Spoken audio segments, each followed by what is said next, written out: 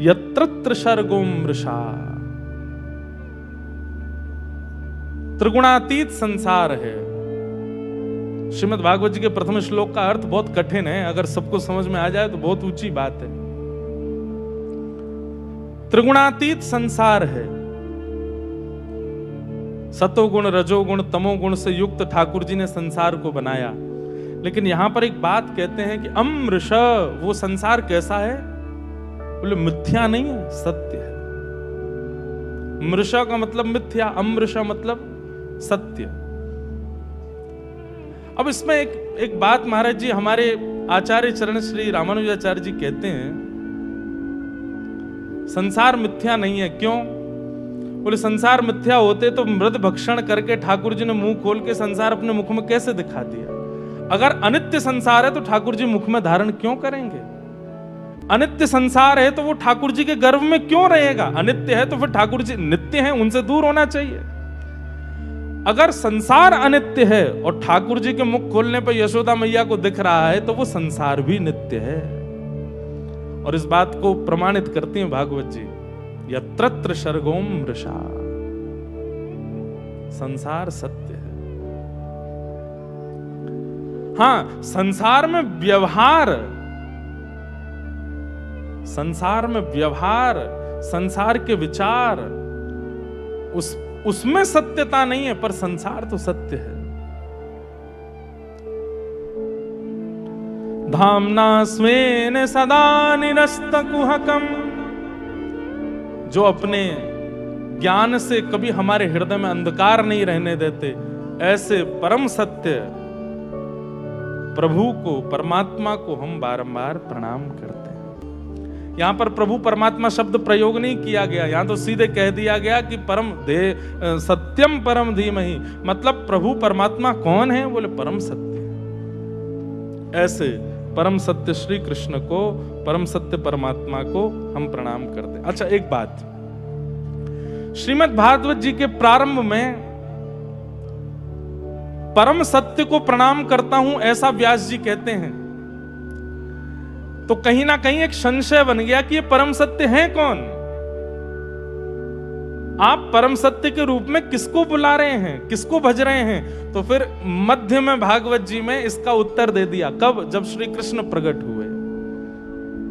सत्यव्रतम सत्य परम त्रिसत्यम, सत्यस्य योनिम निहितम च सत्ये, सत्यस्य सत्य मृत सत्य नेत्रम, सत्यात्मकम त्वाम शरणम प्रपन्ना।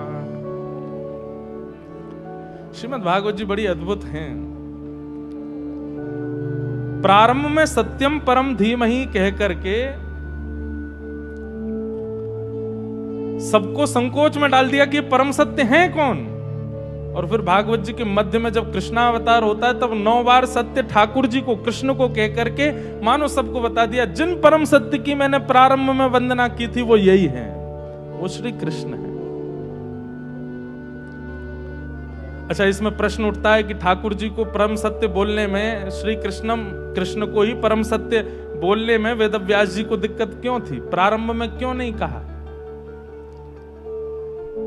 मन में भाव आया कि कहीं देवी देवताओं के मन में यह भावना आ जाए कि हमारा नाम पहले हो, हमारा नाम पहले हो, किसी नामी का नाम आवे और उनके अंदर ये अभिमान हो जाए, इसलिए नाम कहा ही नहीं। जो परम सत्य है मैं उसको वंदन करता हूं।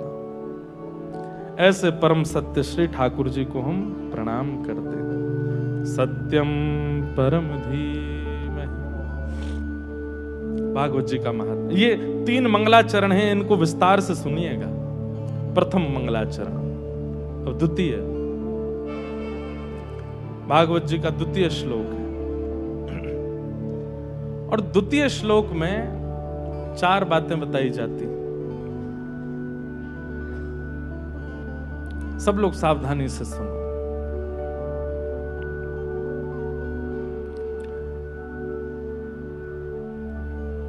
विषय, अधिकारी, संबंध और प्रयोजन, इन 4 बातों को विशेष रूप से भागवत जी के द्वितीय मंगलाचरण में बताया गया। भागवत जी का विषय क्या है, भागवत जी का अधिकारी कौन है, श्रीमद् भागवत जी का संबंध क्या है और प्रयोजन क्या है। ये 4 बातें समझना बहुत आवश्यक है। एक बात हम स्पष्ट कर दें आपके सामने, कई बार लीलाएं सुनने की इच्छा सबके चित्त में होती है कि हमको तो बस कृष्ण लीला सुनाओ, ब्रज की लीला सुनाओ, मधुर मधुर लीला सुनाओ। गुलाब जामुन खाने की इच्छा तो सबकी होती है, पर उससे पहले रसायन दिया जाता है, उससे पहले स्वस्थ किया जाता है औषधि दे करके। छोटे बालक की भी इच्छा होती है कि मैं सब खाऊं, लेकिन उससे पहले उसके दांत आने चाहिए, उसका अन्नप्राशन होना चाहिए। 6-7 महीने मातृ दूध से ही उसका पोषण किया जाता है, तब जाकर के अन्न पवाया जाता है। तो लीला सुनने की मन तो सबका होता है, भाव तो सबके होते हैं, पर भैया अगर ऐसे रसायन नहीं लिए जाएंगे तो फिर वो लीलाएं आ तो जाएंगी चित्त में, पर प्रभाव नहीं डाल पाएंगे। बिना दांत के अन्न खाओगे तो अपच हो जाएगा, जो फंक्शन शुरू ही नहीं हुए वो पहले ही खराब हो जाएंगे। इसलिए एक प्रकार से इन भावों को समझने के लिए ध्यान तो लगाना पड़ता है थोड़ा सा, लेकिन ये भाव यदि समझ में आ जाएं तो लीलाओं का चित्त में स्थापित होना बहुत सरल हो जाता है। और केवल स्थापित होना सरल नहीं होता, अन्य अन्य मानसी लीलाएं और प्रकट होना सहज हो जाता है। आपको अपने आप ही लीलाओं का अनुभव होने लगेगा। फिर उसके लिए इन भावों का सुनना बहुत आवश्यक है, इसलिए ध्यान से सुनिए। सबसे पहली बात, भागवत जी का विषय क्या है? धर्म प्रोजित कैतवोत्र परमो।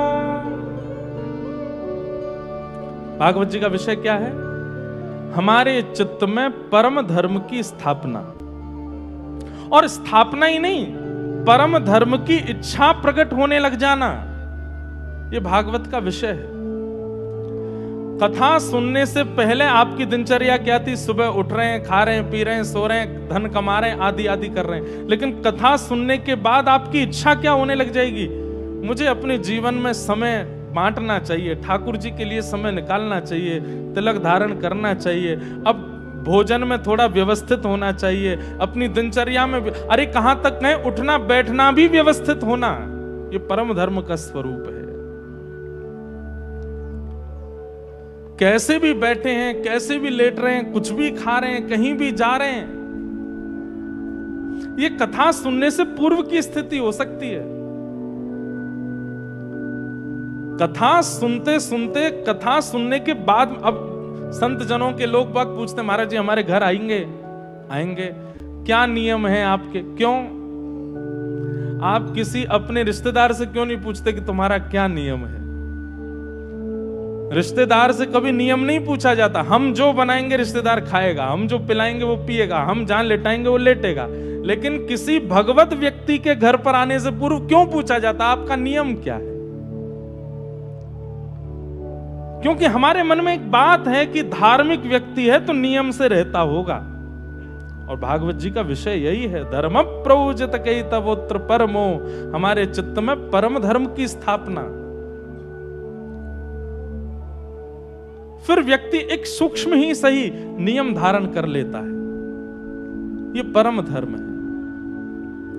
आज तक आप रोज तैयार होते थे, स्नान ध्यान करके, कपड़े पहन करके निकलते थे, क्योंकि आपके चित्त में स्थिति होती, मुझे दफ्तर जाना है, मुझे दुकान पर जाना है, मुझे वहां जाना है। लेकिन जब आप वैष्णव धर्मावलंबी हो जाते हैं तो आप तैयार होते हैं, सबसे पहला आपका भाव, घर से बाहर बाद में निकलेंगे, पहले तिलक स्वरूप होना चाहिए। हम बिना स्वरूप के नहीं जा सकते। क्यों? क्योंकि हमारे चित्त में परम धर्म स्थापित हो चुका।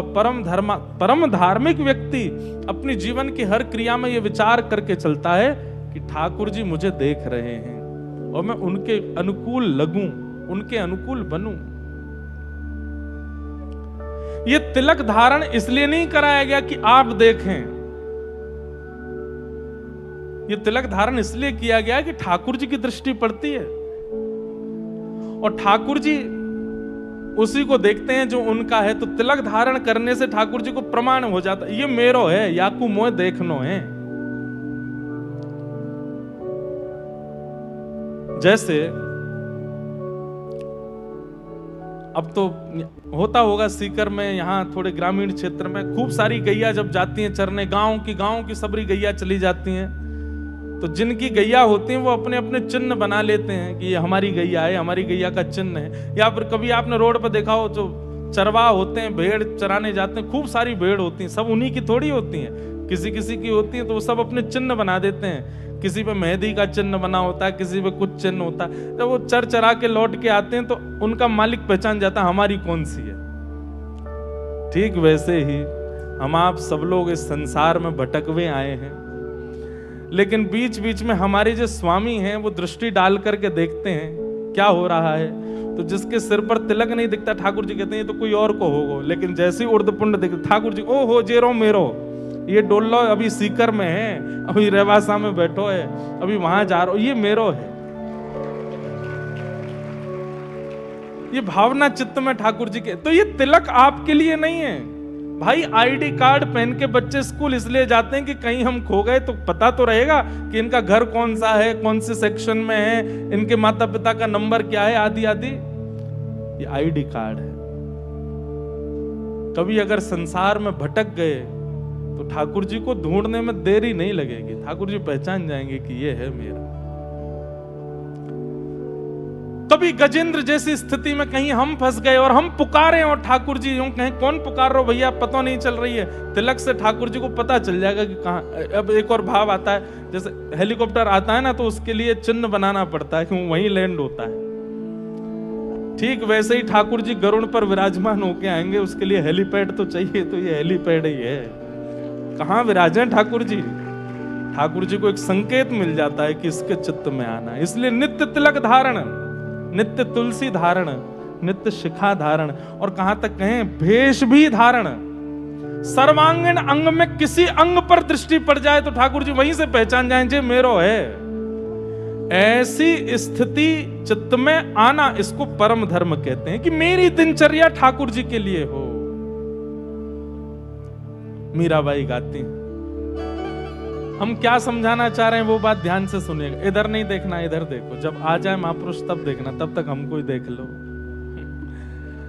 क्या भाव कह रहे हैं? श्रीमद् भागवत का विषय क्या है? धर्म प्रोजित कई तवोत्र परमो, परम धर्म के प्रति अग्रसित कराना। नित्य तिलक धारण करने की स्थिति, नित्य संध्योपासन की स्थिति, नित्य कीर्तन की स्थिति, ठाकुर जी की सेवा की स्थिति, ये सब परम धर्म है। अच्छा, धर्म और परम धर्म की थोड़ी सी व्याख्या और कर दें। जहां इंद्रिय सुख हो, जहां इंद्रिय सुख की भावना है वो सब संसारी भाव हैं, पर जहां इंद्रिय सुख नहीं, अपने प्रियतम के सुख की भावना है, अपने ठाकुर के सुख की भावना है, वो ही परम धर्म है। आप वृंदावन क्यों जा रहे हैं? बोले मां चाट बल्ला बहुत अच्छा मिलता है, लस्सी बहुत बढ़िया मिलती है, पेड़े बहुत अच्छे मिलते हैं। इस भावना से आप वृंदावन जा रहे हो, तो वृंदावन जाना धर्म तो है, लेकिन वो परम धर्म नहीं कहलाएगा, क्योंकि कहीं ना कहीं इंद्रिय सुख प्रधान है। लेकिन वृंदावन जा रहे हैं, उसके पीछे कामना क्या है? ठाकुर जी को निहारना है, अपने प्रियतम को देखना है। दरस बिन दुखन लागे नैन, दर्शन के बिना नेत्रों में व्याकुलता हो रही है, पीड़ा हो रही है, और इस भावना से आप दौड़ भाग करके कैसे भी वृंदावन जा रहे हैं। अब ये परम धर्म है। क्यों? यहां पर इंद्रिय सुख प्रधान नहीं है। भैया एक बात और कहते हैं, ये इंद्रियां तब तक कहलाती हैं जब तक संसारी सुख में इनको आनंद आता है। ये जब ठाकुर जी के सुख में तल्लीन हो जाती हैं तो ये इंद्रियां नहीं रहती हैं, पंच गुरु हो जाते हैं। हमारे नेत्र भी हमारे गुरु हैं। क्यों? इनकी कृपा से ठाकुर जी दिखते हैं। कान भी हमारे गुरु हैं, इनकी कृपा से ठाकुर जी हमें सुनाई देते हैं। हाथ भी हमारे, श्रीमद् भागवत में कपिल विभूति संवाद में श्री कपिल भगवान कहते हैं, मैया आप जिन इंद्रियों की निंदा कर रही हो, ये इंद्रियां नहीं होती तो मैं कैसे मिलता? सीधी बात।